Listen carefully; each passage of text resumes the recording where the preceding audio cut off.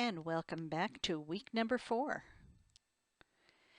All right, so just a quick review of where we've been in weeks 1 and 2.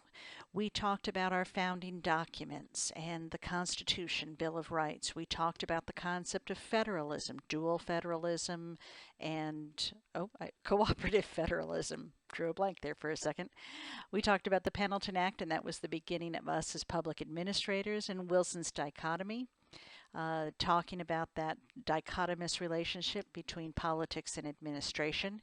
We talked about Frederick Winslow Taylor and the scientific management, Max Weber, the grandfather of bureaucracy, Goodnow, and Mary Parker Follett, the one female voice and the very different voice of its time.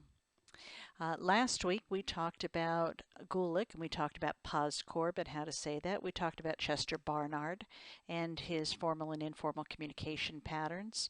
We talked about Merton and Simon and Lindblom. And Simon is about decision making, Lindblom also about decision making. This week we're going to talk about Maslow, McGregor, Appleby, Selznick, and Dwight Waldo. Maslow, I've got a little video here that'll give you kind of an overview of Maslow's hierarchy.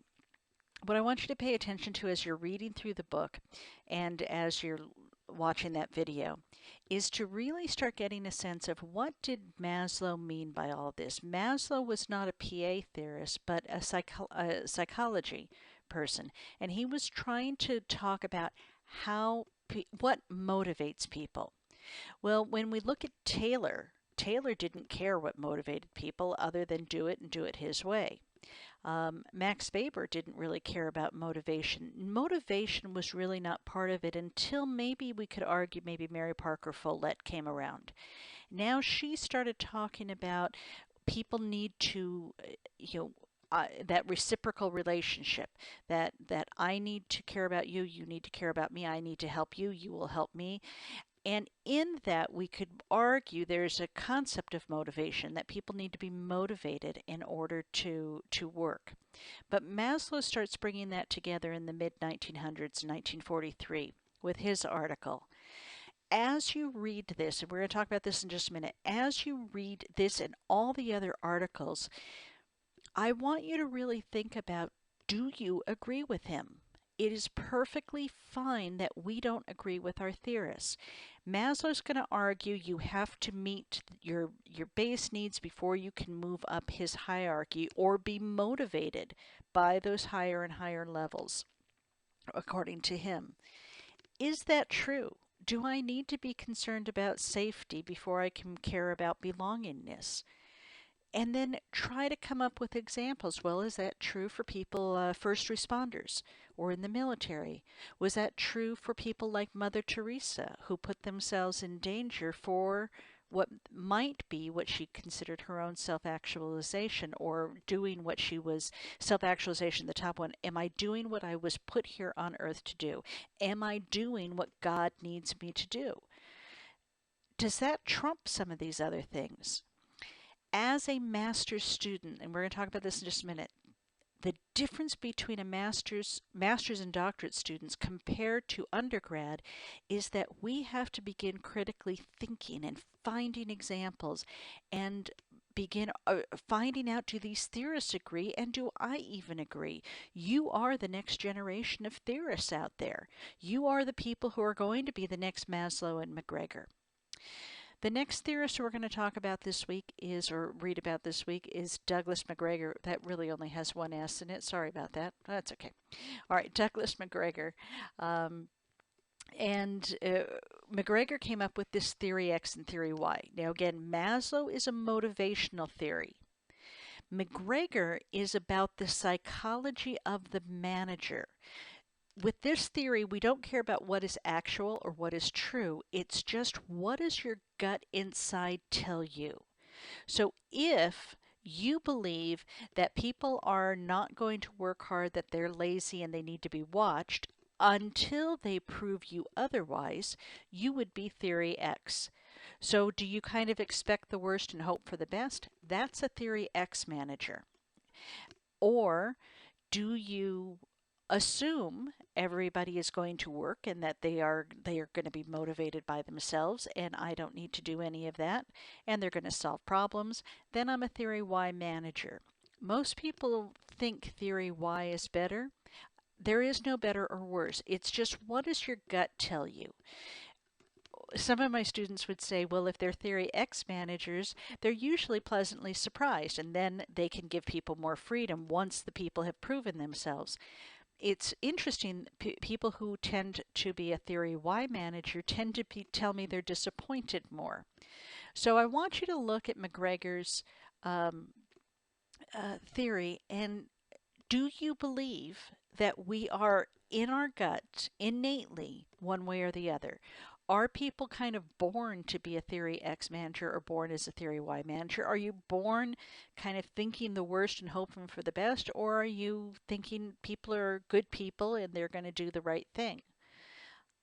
Or is it situational? Well, if you're the manager, the night manager at Del Taco, would you believe differently than if you were the manager at Pixar Films over all of the artists? Does it depend? I want you thinking about this stuff. When you read an article, I want you to close the book, put it down, and say, do I agree with that? Does that apply in this situation? Does that apply in another situation? Then I want you to go to Appleby, which again, now we're still in the mid 1940s, and we start exploring this concept that's going to come up later with Graham Allison, that is government like other organizations? Are we the same? Should we be? Should we be different? Can we operate like other organizations? Then we're going to move on to Selznick and absorbing new elements into leadership or the policy structure to avert threats. So he's going to talk about these formal and informal ways that we start absorbing these new elements into an organization. And we might have seen a little bit of that in earlier theorists. And what are your thoughts on that? Is that really how we kind of evolve? And is that really what leadership is all about? The other guest lecturer this week is going to talk about Dwight Waldo, so I'll leave that to the other presentation. Okay, I want you to, don't worry about this. I don't know if I've talked about this yet in our class, but I want to talk just briefly about this concept of Bloom's taxonomy. And this is, don't worry about this. This has nothing to do with our class. It's just a way to illustrate how we have to think as from a master's level on through doctorate and beyond. What these are, and this is there, it's situated in a number of different ways, but let's just kind of look at this just for what it is. These are levels. Bloom and his team in the 1950s came up with levels of knowing or levels of understanding. And so at the very base level, the lowest level is, can you remember something? So this would be, like if you think about an undergrad class where you've got a multiple choice test, that would be very kind of undergrad. Who wrote the politics administration dichotomy? Was it A, Wilson, B, Taylor, C, Follett? I remember it was Wilson. I remember it was written in an article called A Study of Administration. I remember it was written in 1887. Great. That's all wonderful that you can remember that. The next level up, still we're talking kind of undergrad education, is I understand it. I can tell you what Wilson's dichotomy is, and I know the politics are on one side and the administration's on the other. I know that the role of the politics is to create laws, the role of administration is to implement laws. Great. I remember and I understand it. That's really where undergrad is supposed to end, or it's supposed to go on, but let's say it ends there. Once we get to a master's level and beyond, we've got to get to one of these upper levels. All right, I remember it and can understand it, but now can I apply it maybe to a similar situation? Well, when can I see actually Wilson's dichotomy in action? Well, maybe I can see it when the city council passes a law and then the city manager makes sure it gets implemented. Okay, I can see where that happens.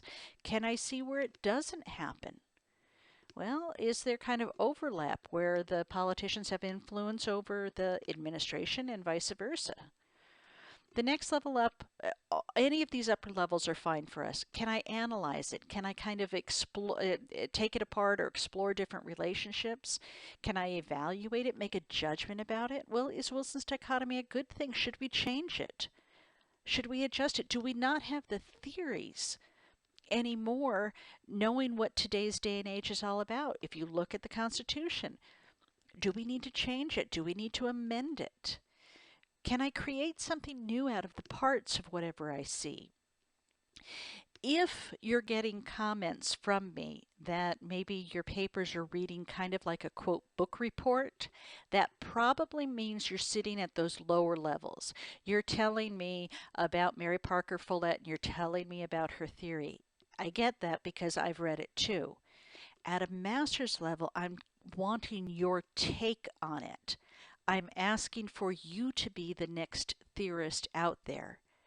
So I want you to say, especially this week, look at Maslow's hierarchy. Has he left something out? Does something need to be changed in that? Does it always apply? Do you have the new version of Maslow's theory that you're going to create? Can you tell me when it works and when it doesn't? That's what we need to be doing at a master's level. We need to be up in those upper areas. If you're telling me, Woodrow Wilson was born on a dark, stormy night, okay, that's fine. That would be a book report. If you're telling me about, Weber's bureaucracy, if you're telling me about theory X and theory Y, I get that because I know that. Your job is to get into an upper level of, well, wait a minute, theory X, theory Y doesn't always work. You know what? I think it needs to be theory, LMNOP or whatever it is that you're going to create new. That's what a master's level is. We don't want to sit in those lower levels. We've got to get up into making a difference, taking our theories and deciding, do we need to augment them? Do we need to change them? Have our core theorists prepared us for what we face today in public administration?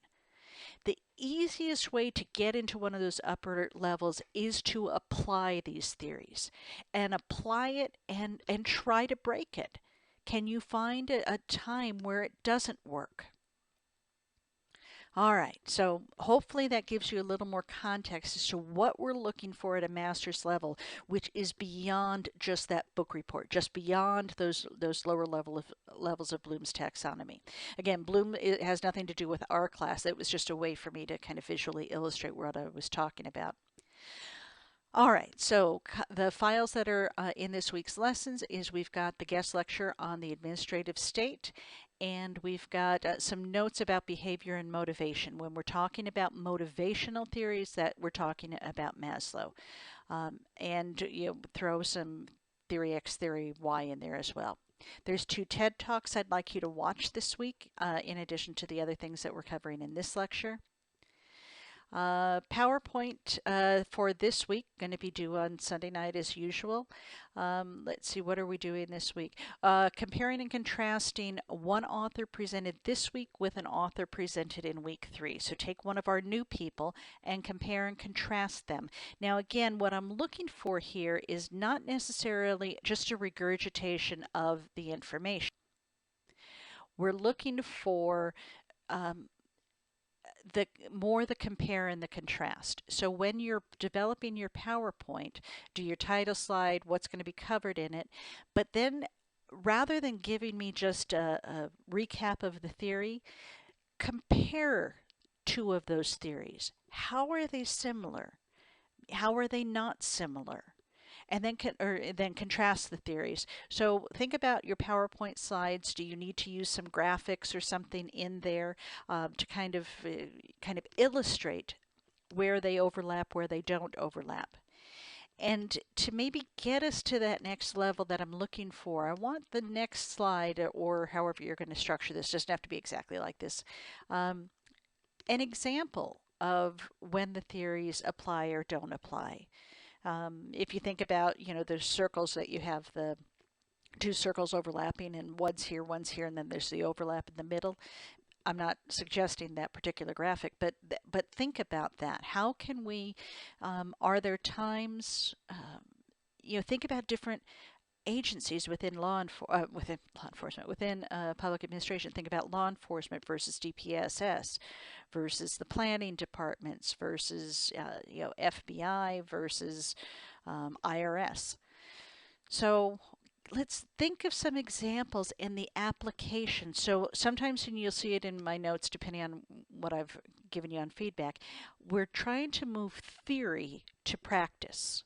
So I'm trying to take these vague theories from people 100 plus years ago and say, can I apply them in real life today in practice? So can I move this theory to an application or move theory to practice? All right, so that's the PowerPoint this week. And this is really a challenge in how to visually show this. I'm not looking for slides that are text heavy. I'm looking for a visual, something that can visually tell me the story you're trying to tell me. And then the essay this week, this is adding on to what we did last week. So we had that micro literature review from last week. This week we're going to take that one and add to it 3 additional authors, which is Maslow, 3 of the authors that we're covering this week. So either Maslow, McGregor, Appleby, Selznick, or Waldo. And then the same thing, what I'm looking for here is for you to be able to explain it to non-PA people. And I'm going to even go as far as maybe talking to a high school or junior high class, because it's harder to make this concise and interesting and accessible. It's a lot easier when we're kind of in this cloud of thought using, our kind of jargon. That makes it a lot easier. I want you to really kind of break these ideas down to their core bits and pieces. When we're talking about a thesis statement, when we're talking about creating, an opening statement, a thesis paragraph, that type of thing. These two, they're quick videos, less than about 5 minutes each, can help you with that concept of what is a thesis statement. The first one is related to literature. It's a good video, but a little tedious if you're not really into the example she's using. Or if you've never read the book. The second one is a little more accessible. He kind of goes a couple of different ways, but they're both well worth the 10 minutes to, even if, again, these might be the folding laundry ones to do while you're doing something else, but to kind of listen to them, to get a better grasp or deepen your own expectations of when you're trying to develop a thesis statement, how to challenge yourself to do that. Everybody is doing a wonderful job. I want to congratulate you. We're almost halfway through the class at this point.